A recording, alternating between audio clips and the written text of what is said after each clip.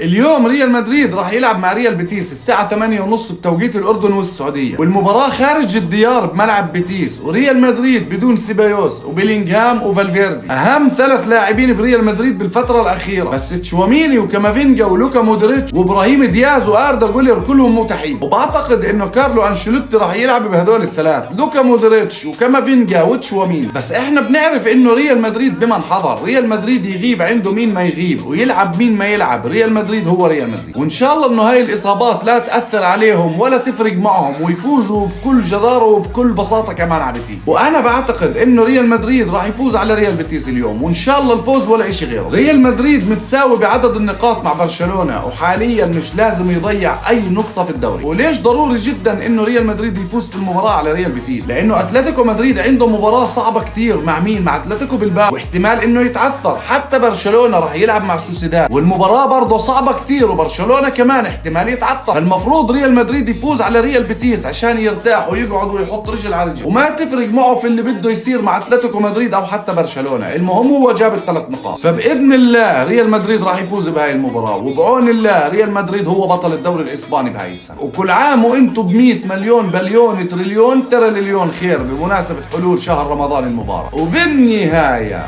وكالعادة هلا مدريد.